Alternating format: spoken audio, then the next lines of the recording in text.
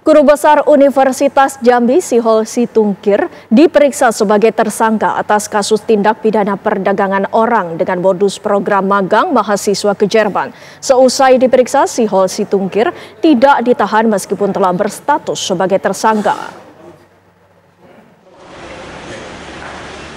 Guru Besar Universitas Jambi Sihol Situngkir diperiksa keterangannya oleh penyidik Direktorat Tindak Pidana Umum atau Dirtipidum, Bareskrim Polri.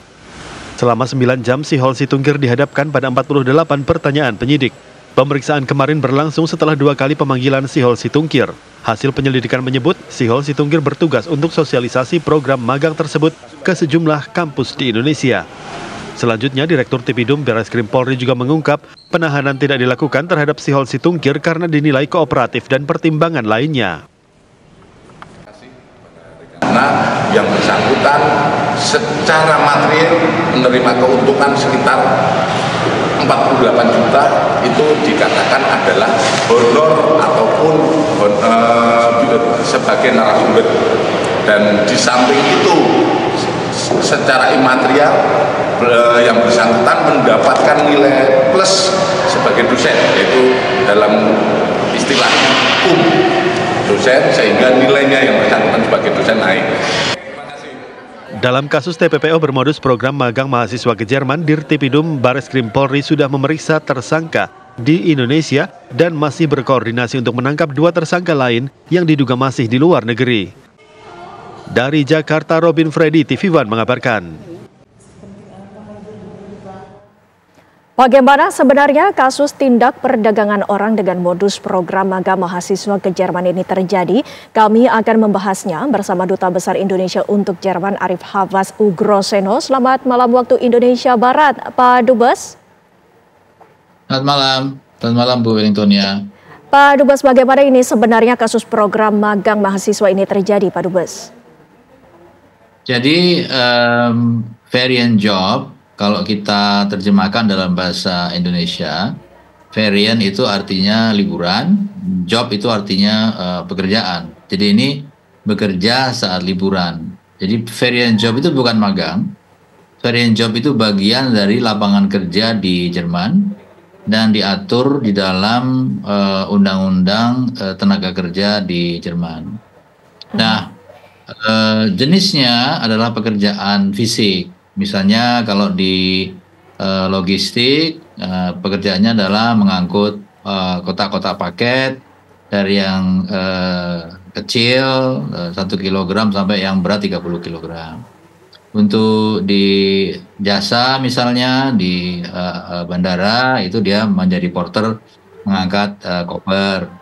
Kalau dia di restoran, biasanya dia mencuci piring atau menyapu lantai restoran, begitu. Atau di bidang produksi, misalnya dia mengepak rokok listrik, ya. Atau di bidang konstruksi, dia mengecat dinding, mengecat pintu. Jadi pekerjaan kasar dan tidak ada hubungannya dengan kegiatan akademik.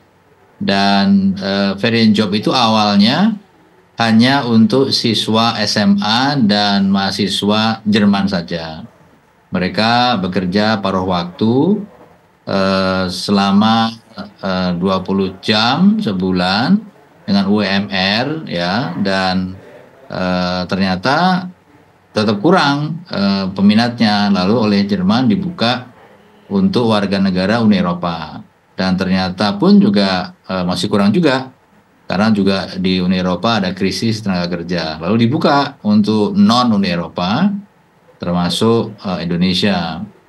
Nah, persoalannya adalah di Indonesia itu, variant job itu disosialisasikan sebagai suatu program magang. Padahal ini bukan magang, ini bekerja paruh waktu dengan menggunakan tenaga fisik kasar. Disosialisasikan sebagai satu kegiatan yang terkait dengan akademik, padahal ini tidak ada hubungannya dengan kegiatan akademik, begitu. Misalnya di Jerman banyak sekali mahasiswa Indonesia yang sudah sekolah di sini, dan kalau liburan musim panas, summer, ya mereka jadi kurir untuk makanan, kue seperti Gojek, begitu ya. Iya. Di sini ada namanya kayak Gojek, itu dia magang seperti itu. Jadi dia bukan magang, dia bekerja seperti layaknya pekerja kasar yang lain Ya, begitu. Pak Arief. Ya. Pak Arief, lantas bagaimana sekarang dengan nasib para mahasiswa yang sudah terlanjur mengikuti program ini, Pak Arief? Jadi yang ini kan sudah tidak ada lagi. Jadi hanya 3 bulan dan sudah berhenti begitu ya. Dan pada saat terjadi masalah, jadi banyak mahasiswa Indonesia yang datang ke sini dengan ekspektasi, dengan harapan mereka akan bekerja magang di kantor, mereka akan melakukan analisa kegiatan akademis, ternyata mereka melakukan kerja-kerja fisik. Maka dengan problem yang ada, masalah yang ada, kita KBRI selain melaporkan kepada pemerintah pusat, kita juga melaporkan kepada pemerintah Jerman, dan pihak Kementerian Tenaga Kerja Jerman pun juga melakukan investigasi. Karena banyak juga hal-hal yang tidak sesuai dengan aturan di Jerman juga. Misalnya peserta kerja liburan ini, variant job ini harus menandatangani kontrak yang dimengerti oleh kedua pihak, pemberi kerja dan penerima kerja. Nah, yang terjadi adalah kontraknya dalam bahasa Jerman. Teman-teman Indonesia tidak paham bahasa Jerman. Dan aturan lagi itu harusnya ditandatangani di negara asal, tidak pada saat datang itu. Dengan dilakukannya penyelidikan ini, bahkan juga Jerman ikut turun tangan begitu, Pak Dubes. Ini kabarnya pihak kepolisian masih mencari 2 tersangka lainnya di Jerman. Pak Dubes, mungkin ada informasi perkembangannya seperti apa? Ya, kita menggunakan mekanisme hubungan antar polisi, police to police cooperation ya, karena di KBRI Berlin juga ada atase polisi dan kegiatan yang terkait dengan masalah kerjasama kepolisian, apakah itu kerjasama di bidang penyidikan, apakah itu kerjasama pengiriman mahasiswa PTIK misalnya, atau kerjasama anti teror, itu di cover oleh atase kepolisian kita di sini, jadi menggunakan mekanisme police to police cooperation. Begitu. Lantas Pak Dubes, mungkin Anda memiliki himbauan untuk mahasiswa yang juga mencari program magang ataupun program pekerjaan lainnya di Jerman, Pak Dubes? Kalau program magang ya, yang benar-benar magang, itu kita ada ISMA, IISMA. ISMA ini langsung kita handle antara atase pendidikan dan Kementerian Kebudayaan kita. Jadi sudah ada sekitar 120 mahasiswa Indonesia yang ikut program ISMA. Jadi mereka bagian dari kegiatan yang disampaikan oleh Dikbud. Mereka memang magang, mereka di kampus, mereka melakukan assessment, mereka melakukan kegiatan akademik, begitu ya. Jadi memang benar-benar kegiatan magang akademik di sini juga bekerja di magang di kampus begitu. Nah, kalau mahasiswa Indonesia yang lulus ingin bekerja di Jerman, yang sekarang itu cukup tinggi peminatnya di Jerman dan memerlukan bahasa Inggris lebih daripada bahasa Jerman adalah programmer. Di sini banyak perusahaan-perusahaan startup di Jerman yang membutuhkan programmer, dan saya lihat ini banyak digunakan oleh warga India yang datang dari India menjadi programmer di Jerman begitu.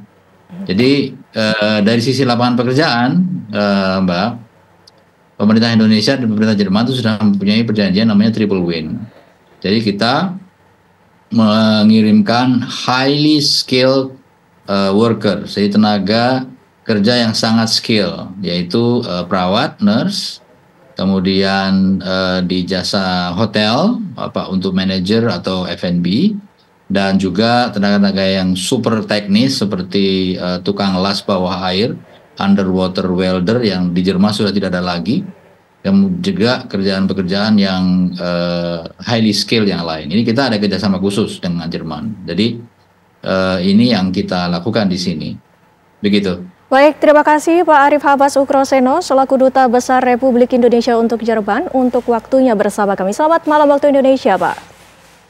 Selamat malam, terima kasih.